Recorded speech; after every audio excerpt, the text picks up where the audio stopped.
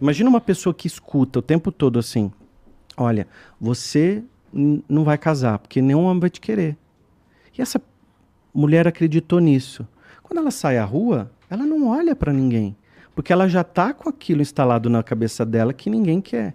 Eu estou dando um exemplo aqui simples, mas para a pessoa pegar para o momento da vida dela. Uhum. Então, o que falaram para mim que eu preciso pular fora, que eu preciso sair nesse momento, porque não está mais trazendo o resultado para mim do jeito que eu quero. Porque daqui a pouco você está com 30, 20, você está com 20, 30, 40, 50, 60, sei lá a idade que você está agora, você olha para a tua vida e fala, o que eu fiz de mim, né? O que eu fiz da minha história. Não importa o que você fez até aqui, importa a decisão que você quer daqui para frente. Então, quer dizer, às vezes a gente está tão focado no negativo, não dá espaço para o positivo chegar, não dá espaço para a oportunidade. Você falou para ele aqui do salto de fé, né? Fé é força espiritual, todo mundo tem fé.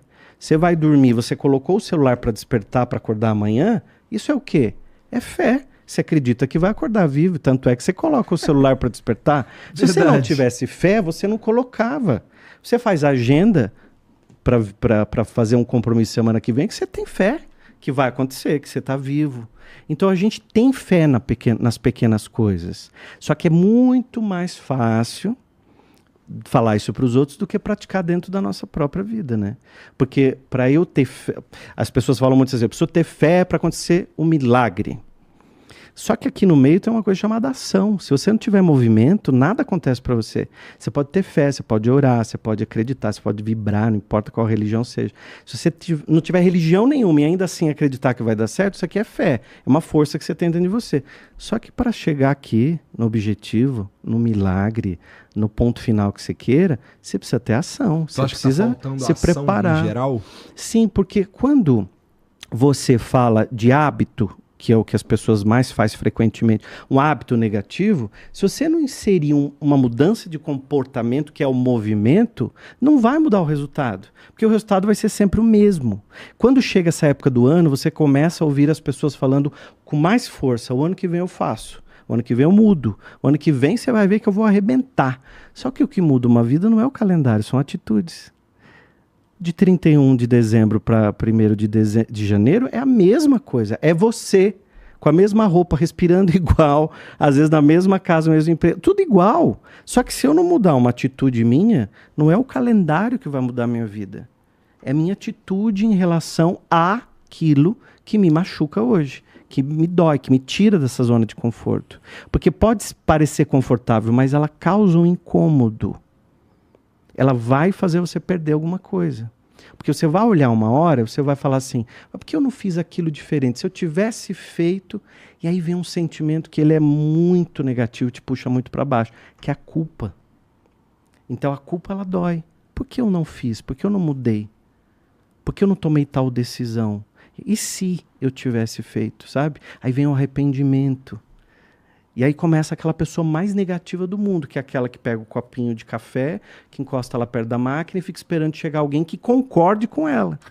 Então, quando o cara chega, ele vai sempre falar, tá uma bosta mesmo, não tá? Tá tudo ruim, não tá? E aí o outro, às vezes, tá na mesma vibração, fala assim, putz, você precisa ver lá em casa como é que tá. Lá tá pior ainda. E aí os dois entram numa sintonia que parece que virou uma paixão ali, né? Porque eles começam a falar só negativo. Experimenta falar para essa pessoa quando ela diz isso, você diz assim para ela, para mim não. Quando eu dava aula na faculdade, eu tinha um colega que ele reclamava muito. Entrava reclamando na sala dos professores, ia para o estacionamento reclamando, reclamava do carro, reclamava de tudo. E quando me ligava, ele sempre falava assim, William, nossa vida é uma merda, né? Aí ele me incluía na vida dele. E aí um dia... Aí tu, meu irmão, era pra eu estar vendendo peixe. Cara, você não tá entendendo. Eu tava lá na feira, 5 horas da manhã, com a mão congelada, pegando o peixe da caixa com gelo pra pôr na banca. Então, um dia eu falei assim, quando ele me ligou, nossa, e já era gemendo, já era reclamando. Nossa, mas tá difícil, né? Nossa, a vida é uma merda. Eu lembro que eu disse pra ele assim, olha, a sua até pode ser, a minha não. Eu lembro que naquele dia eu senti um corte, acabou a amizade ali. Porque era legal, porque eu estava concordando com as ideias negativas, ou seja, estava me ligando para falar mal do colega, da faculdade, de tudo aquilo outro. Se a gente for observar, esse cara ainda está lá, na mesma escola, na mesma faculdade, trabalhando nos mesmos lugares. Por que eu estou dando esse exemplo? Porque tem pessoas que vão passando os anos e elas continuam do mesmo jeito, repetindo os mesmos padrões, querendo os resultados diferentes. Eu costumo falar assim que o nosso pensamento, ele é conhecido pelas palavras que a gente fala. E essas palavras se tornam atitudes, essas atitudes hábitos. E os hábitos constroem o destino, né? Constroem aquilo que você quer a partir de então. Então, se eu quero mexer em alguma coisa na minha vida, é lá dentro. Lá dentro. Você tem que buscar um caminho. Você tem que buscar uma coisa que vai mexer dentro de você, que vai te levar para um novo degrau. Que pode ser pequeno aos olhos de muitas pessoas, mas para você que estava na zona de conforto é gigantesco. Tem um jeito errado de fazer isso, na tua opinião? Por exemplo, eu queria começar a treinar. Eu queria começar a ir pra academia. Aí, bom, eu tenho uns amigos aí que são muito foda nessa parada, né? Aí o Cariani veio aqui e ele me desafiou a ir pra academia e caso eu não fosse, eu ia ter que pagar uma prenda aí horrorosa. Eu ia ter Publicamente ainda, né? Eu ia ter que raspar a barba e apresentar um programa de fralda. e eu não queria raspar a barba e nem e apresentar um programa de fralda de jeito nenhum. E isso me levou pra academia pra gente fazer lá 60 dias, né? Inclusive eu venci, viu, família? Tá aí, ó, já tá pago. O que eu quero dizer com isso? Que assim, era uma parada que eu queria fazer, eu queria ir pra academia, mas eu precisava de um empurrão. Incentivo. Precisava de um empurrão. Esse incentivo, no caso, veio como um desafio para você, né? Foi um incentivo, assim, meio arrombado. Porque eu tive que... assim, o cara, eu tava ameaçado, a minha respeitabilidade estava ameaçada, entendeu? Então, o que eu quero dizer com isso é só que, assim, existem algumas maneiras de você se motivar a fazer alguma coisa. Na tua opinião, existe alguma maneira que, seria melhor que não fosse assim? Eu sinto que quando a pessoa ela tem um hábito e ela quer mudar esse hábito, um dos grandes erros é a gente querer mudar o hábito. A gente vai, na verdade, construir um novo. Imagina uma estrada. Naquela estrada passa caminhão, carro, bicicleta, pessoas. Então ela é uma estrada viva. Uhum. Só que eu quero construir uma estrada nova aqui do lado. Eu não quero ficar mexendo nessa. Então eu construo uma estrada paralela. E aí essa estrada velha para de passar carro, param de passar pessoas, caminhões. Essa estrada vai ficando abandonada e começo a passar por essa outra. O que acontece com essa estrada quando não passa mais ninguém, a estrada, o asfalto, o mato vai tomando conta, aquela estrada deixa de existir. E eu criei uma estrada nova aqui do lado. Essa estrada que eu estou falando é uma estrada neural. Então, quando a gente cria um hábito novo, e esse aqui eu vou deixando de fazer, esse caminho que eu vou deixando de fazer aqui, ele vai deixando de existir. Então, só que o que a gente quer fazer? E de uma maneira muito brusca, eu vou pegar o exemplo do exercício. Passei 20 anos sem fazer exercício. E aí eu quero chegar rasgando na academia, postar foto, colocar para todo mundo, eu quero ver o meu corpo no espelho com o resultado. E aí você frustra a sua mente. Porque ao longo da vida a gente vem frustrando a nossa cabeça. Quando você diz assim, eu vou começar um curso, aí você começa o curso e para. A sua cabeça diz assim para você, lá, tá vendo? De novo. De novo. Se matricula na academia e não vai. Sua cabeça diz o quê? De novo. Não, agora esse relacionamento vai dar certo. Eu começo um namoro, termina. Sua mente diz... De novo, tá? Tudo que ele começa, ele não vai terminar. Então, quando você, muito motivado, diz, eu vou pra academia, agora eu vou fazer, a tua mente diz, aqui que você vai fazer? Você não vai fazer nada, porque eu já estou acostumado que você não vai terminar.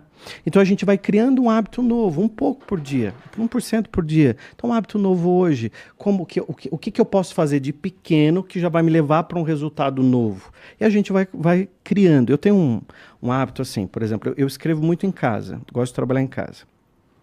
Só que eu tenho um hábito. Se eu levantar e for escrever de pijama, por exemplo, eu tenho sempre a sensação de que eu estou descansando e não trabalhando. Então eu percebi que quando eu vou escrever em casa, vou para o computador, eu tomo banho, coloco uma roupa confortável, claro, mas coloco um tênis. E sento lá no escritório e começo a trabalhar. Chegou pro trabalho.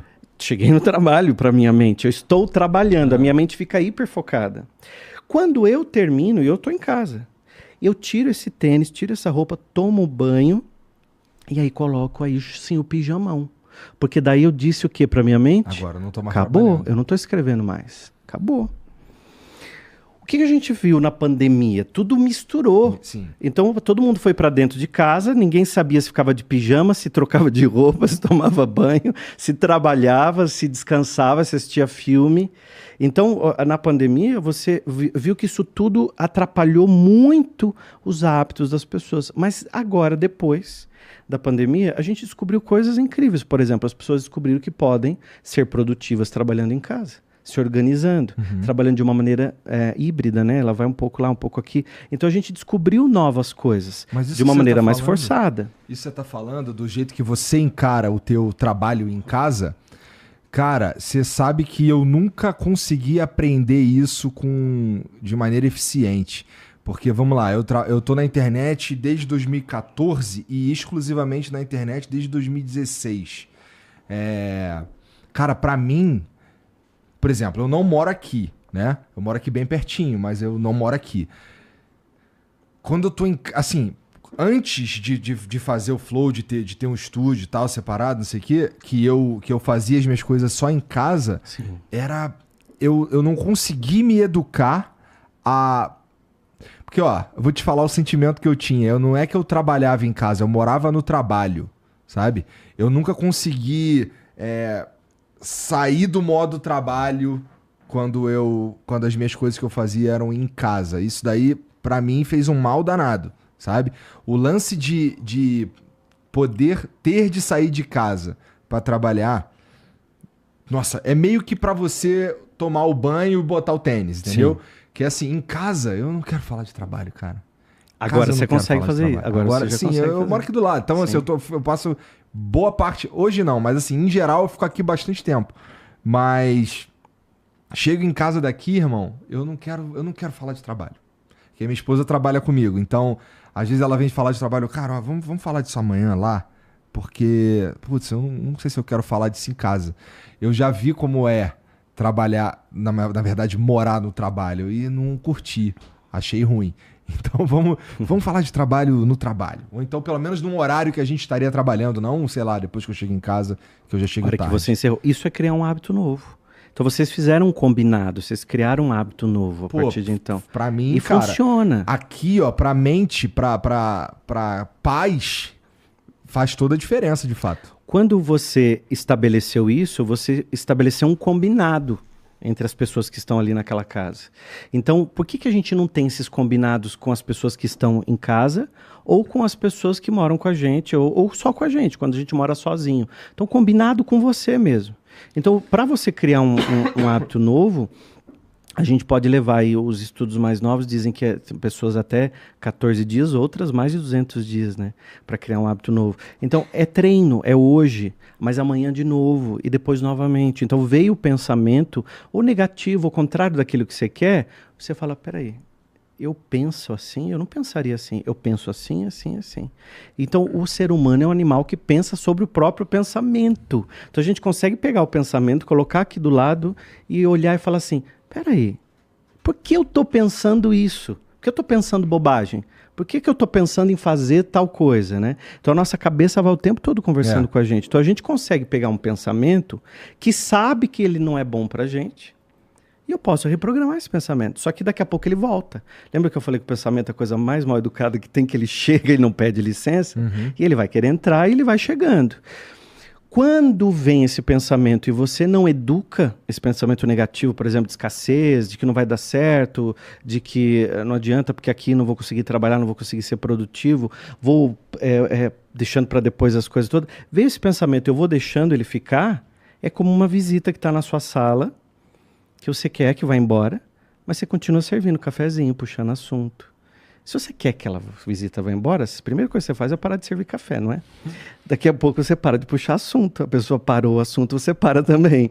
Porque daqui a pouco ela se toca. Se ela não se toca, você diz, tá tarde já, amanhã eu acordo cedo, né? Não é assim? Então você vai dando sinais. Por que a gente não faz isso com o nosso pensamento? Vem um pensamento negativo, eu paro de servir o café, eu paro de puxar assunto, eu vou dizendo, não quero você aqui. E já substituo ele pelo positivo. Uma coisa muito negativa que as pessoas fazem. As pessoas cara. precisam de muita terapia pra chegar nessa conclusão aí, cara. Sabe o que Foi as assim pra pessoas- mim. Foi pra você. Imagina quantos milhões de pessoas todos os dias se olham no espelho e se criticam. O espelho é feito pra se amar. Só que não é assim que funciona. Falhou, né? Falhou. O espelho é feito para se amar. Só que daí a gente olha no espelho e você fica assim, mas não, mas pera aqui tem um negocinho ruim, esse cabelo não tá bonito, eu engordei. Então a gente vai criticando. Imagina quantos anos a nossa mente recebe crítica de nós mesmos sobre o nosso corpo. Experimenta um dia olhar para o espelho, se você gosta dos seus olhos, olha para os olhos. Caramba, elogia seus olhos. Você vê que isso muda. Até tua mente vai falar assim, o que está acontecendo hoje que está diferente? Né? A pessoa começa a brilhar. Você tem inúmeras pessoas que são pessoas invisíveis. São pessoas que não se veem, são pessoas que não se amam, que não se gostam, com uma autoestima lá para baixo, né? Lá no rodapé, como eu costumo dizer. Então, esse tipo de pessoa, quando se olha, ele se critica. E aí lá no trabalho, quando vai para o trabalho, vai para as coisas, acha também que não é tão bom assim. Recentemente eu estava lendo um estudo sobre a síndrome do impostor. Uhum. E descobri que eu tenho síndrome do impostor. O que é a síndrome do impostor? Você nunca acha que foi bom o suficiente. Você acha que aquilo... que, por exemplo, alguém te elogia, você acha que a pessoa está te elogiando porque ela não tem bom gosto. Se ela tivesse, ela não ia te dar um elogio. Eu terminava uma palestra, as pessoas aplaudiam e eu ficava já dentro de mim assim, não foi tão boa, não foi legal, eu deveria ter falado aquilo, deveria ter... Possivelmente quando eu sair daqui eu vou perguntar, né, para todo mundo que veio comigo, foi legal, você gostou? E aí... dentro de mim eu vou falar assim, não, mas não foi legal, aquilo que eu acho que não foi bom aquilo. Sabe quando a mente fica?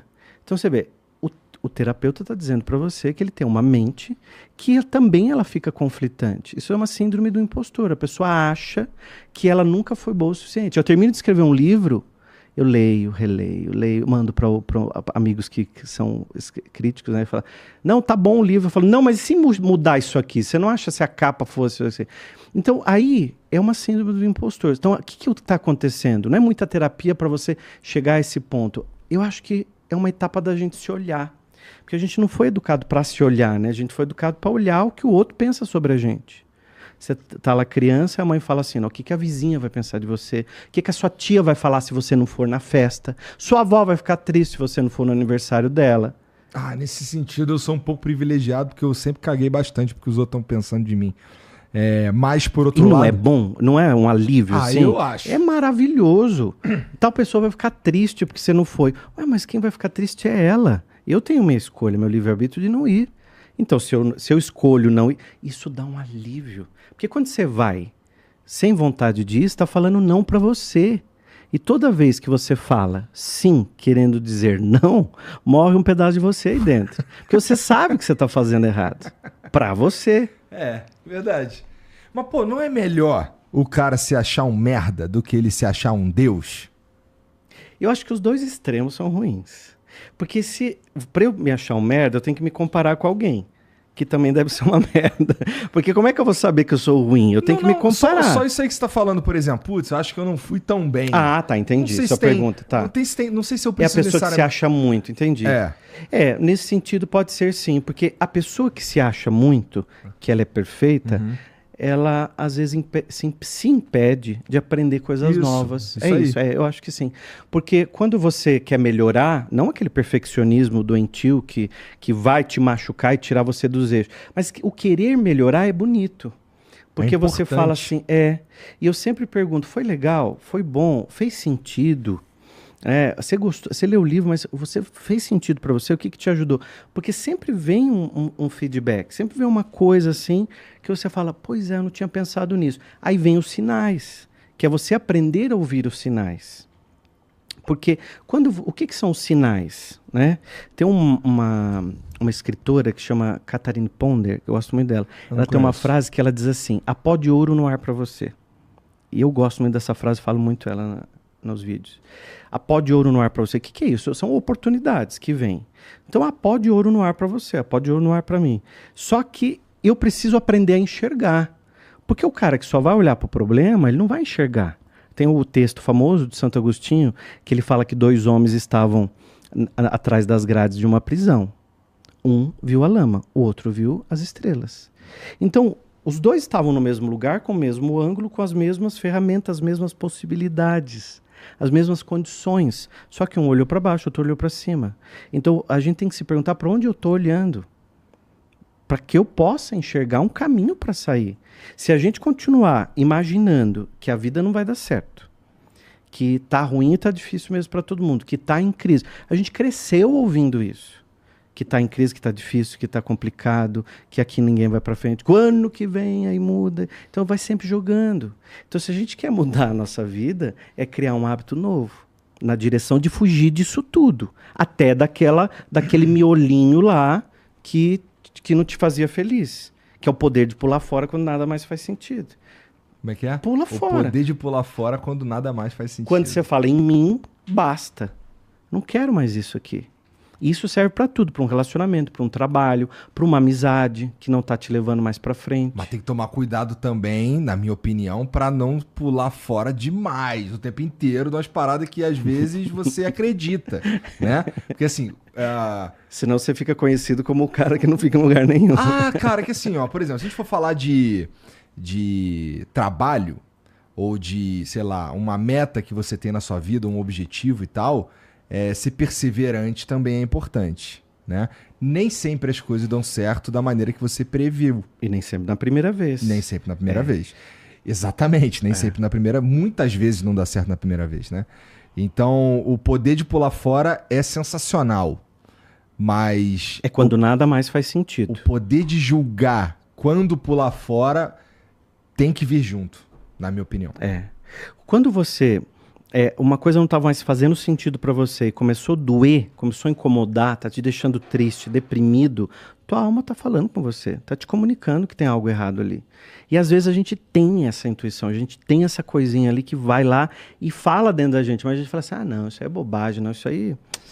Sabe, você vai ignorando as coisas. E nessa de ignorar as coisas, você vai ficando sempre no mesmo padrão. O que está por trás disso tudo, às vezes, são sentimentos que não foram bem tratados, muito, muito bem organizados, como não merecimento, por exemplo. Uma pessoa que não se sente merecedora, dificilmente ela entra na prosperidade. Porque tudo que vem de bom, ela olha para si e não se sente merecedora. Ela acha que ela não merece aquilo. Por exemplo, ela vê uma amiga, essa amiga arrumou um namorado bonito pra caramba. Ela olha e fala assim, o que ela tem que eu não tenho? O que ela tem? O que ela conseguiu esse cara gato aí e eu não, né? Às vezes ela só criou uma oportunidade. Só que daí tem um detalhe. Quando vem esse cara gato pra ela, ela diz assim, não, tem alguma coisa estranha, isso aqui não é pra mim não. Ele nem olha pra mim. Então ela já não se sente merecedora daquilo. O cara que não se sente merecedor da prosperidade, da casa ou das coisas, ele já automaticamente ignora a prosperidade. Ele despreza. E aí ele entra numa frequência que é a frequência do desprezo, ele despreza tudo. Então despreza a oportunidade, despreza a amizade, despreza contatos, despreza até o que já tem. O que tem de mais comum são pessoas, por exemplo, ela está com o carro dela, mas no trânsito ela está olhando o carro que ela quer. Isso é legal, porque eu estou olhando o carro que eu estou namorando, ótimo, estou colocando os meus objetivos. Mas quando eu só reclamo do que eu tenho e olho o que o outro tem e quero só aquilo, eu estou na frequência do desprezo sem perceber. As pessoas oram pedindo. Sem perceber, ela está na frequência do desprezo, que ela já está na escassez. Você pode ver que ela pede para Deus o que ela não tem. Então, eu quero um emprego melhor, eu quero uma casa, eu quero... Deus, cara? Eu agradeço as coisas que eu já tenho. Como que eu trabalho a minha mente? Não a coisa banalizada da gratidão, né? Da gratidão, aquela coisa que... Abraçar a árvore, dar bom dia pro sol. Se você não tiver o sentimento ali pulsando no teu coração, não vai dar certo. Então, quando você ora agradecendo. Você pode acordar e antes de sair da tua cama, você já faz a sua oração da gratidão olhando a vida que você ganhou. Você acordou enquanto milhares de pessoas morreram durante a noite. Se você está vivo, se você checou suas redes sociais, o seu WhatsApp, e você viu que quem você ama também está vivo, porque não tem nenhuma notícia ruim no seu WhatsApp, você tem que agradecer. Porque se milhares de pessoas morreram durante a noite, dormindo, mais outro tanto de pessoas estão tristes porque perderam um ente querido logo pela manhã. Então, a gente pode começar agradecendo a vida minha, da minha família. Posso começar a agradecer. Ah, não tenho nada para agradecer. Começa agradecendo a cama, o travesseiro, a casa que te protegeu, porque toda casa, mais simples que for, ela te protege. A gente põe a janela, põe a porta, a gente trabalha uma proteção. Então ela te guardou, ela te protegeu para que você tenha aquela noite de sono. Então você começa a fazer uma oração da gratidão. Você vai ver que isso muda a tua vida, muda teu dia, muda a tua semana. No outro dia você começa a fazer de novo, começa a experimentar agradecer. Daí você faz pelo café. Ao invés de ficar já no WhatsApp olhando, puxando a tela, já enchendo a mente de poluição de coisas. Não, o que você faz nessa hora? Começa a trabalhar o que você já tem, ao invés de pedir o que você não tem. Porque você sai da frequência do desprezo, que você para de desprezar o que você tem, e você entra na frequência da prosperidade. E aí, quando você começa a reconhecer o que você tem, a tua cabeça muda também. Porque o que a pessoa faz? Ela tem essa mesa na casa dela. Ela entra em casa, ela fala, caramba, falta a cortina. Mas se eu tivesse ali o dinheiro para rebocar a parede, ela começa a olhar, tá entendendo? O que não tem ainda, mas o que eu tenho eu não consegui ainda olhar. Isso é a diferença da frequência do desprezo para a pessoa que aprende a entrar na frequência da prosperidade. Se você está no teu carro está te levando de um lugar para o outro, agradece a ele. Então, esse agradecimento pode ser do jeito que você quiser. Você pode falar obrigado, você pode simplesmente fazer a sua oração, você pode agradecer pelo aquele momento. Isso é ser grato, né? Imagina que eu comecei meu canal no YouTube tem 10 anos. Puta merda. Tem 10 anos o canal no YouTube. Agora já passou de 1 bilhão de inscritos e tudo mais. São 25 livros publicados. Mas eu precisei começar de um passo. E lá quando você começa, o que você mais escuta é não. Isso não vai fazer. Isso não vai dar certo. A primeira vez que eu levei um livro numa editora, eu escutei assim, mas quem vai comprar um livro seu? Você não é ninguém. Se a gente lançar um livro teu, depois a gente tem que vender a preço de papel, porque não vende. E aí não vendendo, a gente vende a preço de papel para pelo menos pegar o dinheiro do papel de volta, né? Ouvi isso da primeira editora. Se eu tivesse ficado lá atrás, ouvindo isso, eu estaria hoje sentado naquele banco da vítima falando assim, ninguém me deu oportunidade. Porque quando eu quis lançar um livro, eu escutei não.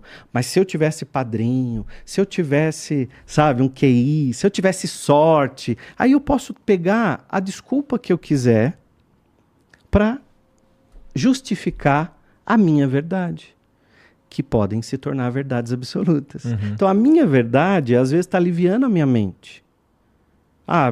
Eu não mudo de emprego porque, olha, não tem emprego. Então eu fico aqui. Não, eu não emagreço porque o meu metabolismo é lento. Então a gente cria verdades na nossa cabeça para nos aliviar. Não, eu não casei ainda porque homem nenhum presta. Então cria-se verdades na mente para aliviar.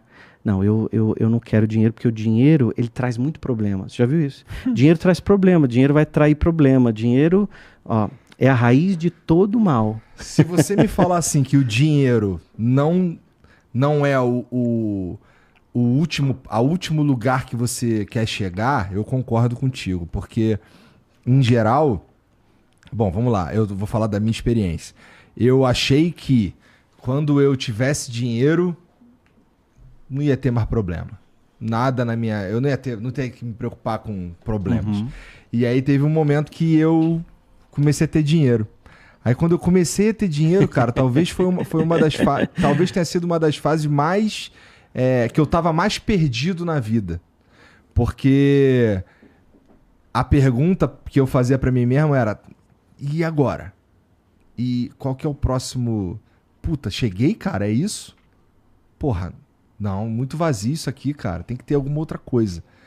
E nesse sentido eu concordo contigo que o dinheiro não é o último... Não deveria ser o teu ponto de chegada. Porque quando você chegar lá, você vai ver que não é. Essa é a verdade. Eu sei que tem uma galera ouvindo a gente aqui que tá no sufoco, não sei o quê, e tá falando que eu tô falando merda. Não, tá falando assim, agora é fácil pra ele falar. Mas você vai chegar lá, cara. E aí você vai ver, vai entender o que eu tô falando. Que é, putz, preciso de outra coisa. Preciso chegar um pouquinho mais longe. Agora, falar que o dinheiro... Não queria ter dinheiro porque o dinheiro traz problema... Na minha mão, o dinheiro é só criação de oportunidade o tempo Não inteiro. é? Você gera mais empregos, você multiplica. Então, esse dinheiro, ele é fluxo. Então, aquela pessoa que fala que o dinheiro não vai trazer felicidade, que o dinheiro traz problema, será que não é uma verdade que tem dentro dela, que contaram para ela e ela seguiu aquela história? Não pode ser o objetivo final. Não, de forma alguma, porque o dinheiro, ele é fluxo. Então, aquela pessoa que faz só por dinheiro, ela vai se entristecer rápido, porque chegou lá, perdeu totalmente sentido. E aí que entra a nossa missão, o nosso propósito, coisas que vão além disso. Porque se você tem só o objetivo como dinheiro, aí você entra como a ganância, né? O ganancioso, ele quer só para si. Então, vai. Você vê que a maioria dessas pessoas são pessoas que não curtem o processo. Ela não curte a viagem, ela só está olhando lá onde ela quer chegar. E está olhando números, ela está olhando, então ela não curtiu o processo dessa viagem. Eu dou muito exemplo dos livros, porque como escritor você tem essas metáforas fáceis na cabeça. Quando você vai escrever um livro, você tem ele dentro de você. E aí você começa a escrever, você começa a colocar num arquivo, até ele chegar no papel, ele tem todo um processo. Só que a partir do momento que você lança aquele livro, ele não é mais seu, é de quem vai ler. Então, é um processo muito, muito parecido com esse que nós estamos fazendo aqui agora. Uhum. Quando as palavras saem da gente, elas não são nossas mais, elas são de quem vai ouvir. Então, quando a gente está aqui nesse bate-papo, nessa conversa, que é uma das formas mais modernas que o ser humano desenvolveu para se comunicar, para bater um papo, para fazer companhia, para ensinar, para multiplicar conhecimentos, quando a gente está fazendo isso aqui, a gente não imagina o quantas coisas que as pessoas vão tendo de ideias na mente delas, de downloads que elas vão fazendo, que não é mais ficha que cai, agora é download que a gente faz. Então você faz um download, puxa, tem um cara que fala assim, não é que aquilo ali que ele falou me deu um download e eu consegui perceber uma coisa diferente que antes eu não tinha visto, e nem eu nem você temos essa noção. E tem aquele outro grupo de pessoas, aquele monte de gente que vai falar assim, não, isso aí não tem sentido, isso aí não tem nada a ver. Que é a pessoa que de repente não está preparada para ouvir aquilo, porque para ela não vai fazer sentido. Daqui um tempo, quando ela ouvir, ela vai falar, não é que aquilo ali funcionou? Porque aquilo que você estava falando no começo, para cada pessoa de um jeito, cada pessoa está no seu processo, cada pessoa está num tempo. E ela vai funcionar de um jeito diferente, né? Quando você pega verdades de outras pessoas para si, você não está olhando para você. Verdade. Você conhece a história do peixe sem cabeça, não? Ninguém contou aqui para você essa história? Não. Tem uma história que faz a gente refletir um pouco sobre isso que nós estamos conversando aqui. Que um cara casou com uma mulher e estava com vontade de comer um peixe assado. E comprou um peixe grande assim para ela fazer assado. E quando ela serviu na mesa, ela serviu a assadeira assim, sem a cabeça do peixe. Ele falou, mas amor, ficou feio o peixe sem cabeça. Por que você arrancou a cabeça do peixe? Ela falou assim, eu aprendi com a minha mãe. Minha mãe sempre fez peixe assado assim. E ele disse, então quando nós formos lá na casa da tua mãe, nós vamos perguntar para ela, porque ela faz o peixe sem cabeça, deve ter alguma explicação. Foram na casa da mãe, quando chegaram lá, perguntaram para ela por que ela assava peixe sem cabeça, que todo mundo assa o peixe inteiro. Porque a mãe dela também fazia sem cabeça. A avó fazia a mesma coisa. Você já sabe, quando chegaram lá, falaram para a avó assim, vó, por que a senhora ensinou? Porque ela disse, eu aprendi com a minha mãe, né, a fazer isso. E a velhinha disse assim, não, minha filha, é que quando eu casei com seu avô, o nosso forno era tão pequeno que para assar um peixe eu tinha que tirar a cabeça dele. A filha fez igual, passou para outra filha. O que é isso? São as verdades absolutas que são as hereditárias, passadas de geração para geração. E que nós fazemos sem se questionar se isso vai me levar para algum lugar. Imagina uma pessoa que escuta o tempo todo assim, olha, você não vai casar, porque nenhum homem vai te querer. E essa mulher acreditou nisso. Quando ela sai à rua, ela não olha para ninguém, porque ela já está com aquilo instalado na cabeça dela que ninguém quer. Eu estou dando um exemplo aqui simples, mas para a pessoa pegar para o momento da vida dela. Uhum. Então, o que falaram para mim que eu preciso pular fora, que eu preciso sair? nesse momento, porque não está mais trazendo resultado para mim do jeito que eu quero. Porque daqui a pouco você está com 30, 20, você está com 20, 30, 40, 50, 60, sei lá a idade que você está agora, você olha para a tua vida e fala, o que eu fiz de mim, né? O que eu fiz da minha história. Não importa o que você fez até aqui, importa a decisão que você quer daqui para frente.